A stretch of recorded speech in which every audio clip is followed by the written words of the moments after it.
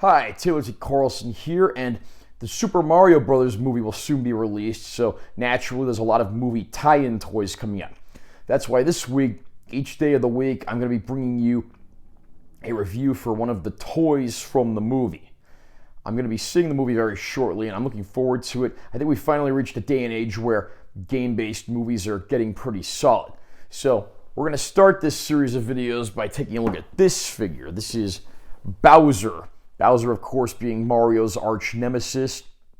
The character was introduced in the video game Super Mario Bros. In 1985. He's since been Mario's most famous and iconic enemy.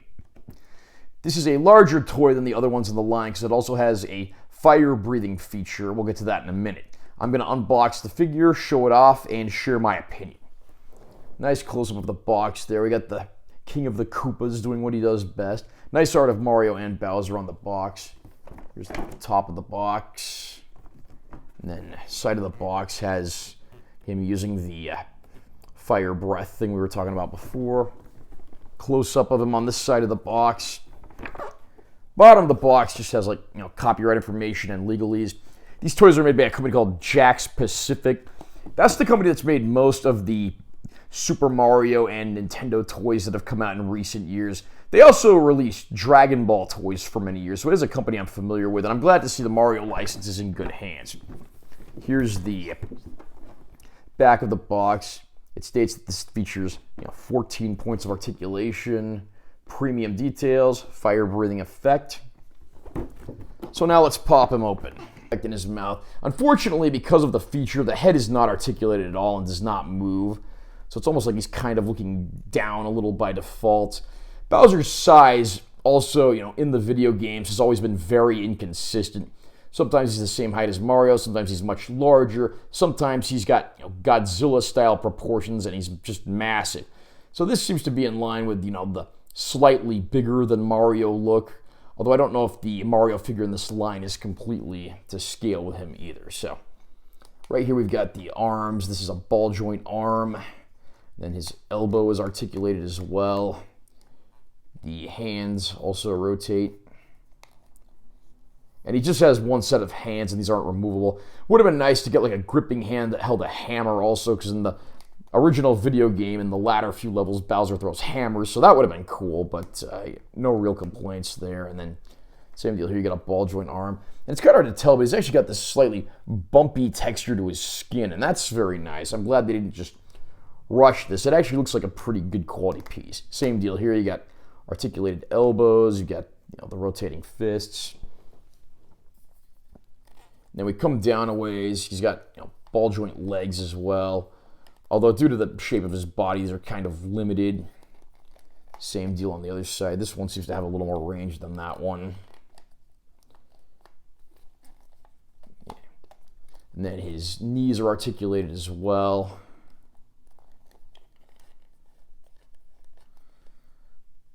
And his feet rotate as well.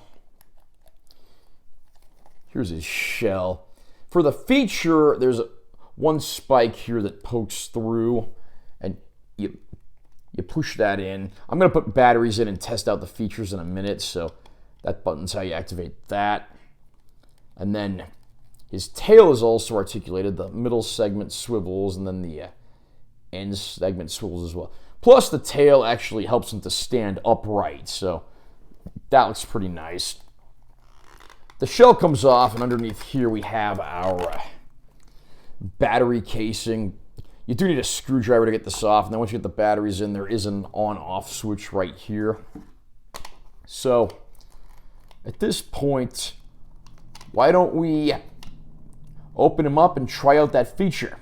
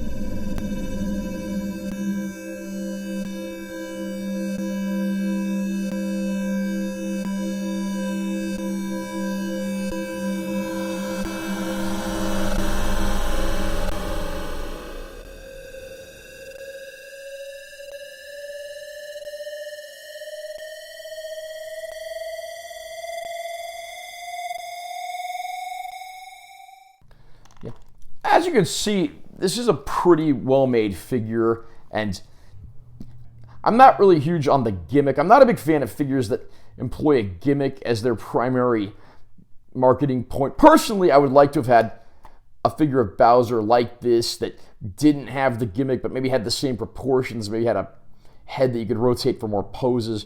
But as is, this is actually a pretty nice piece.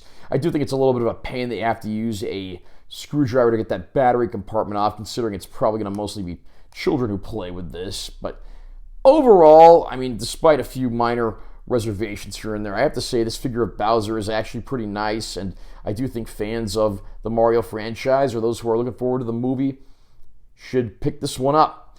I paid about $30 for this at a Target store. It seems like the Target stores have the best selection of toys from the movie, from what I can tell.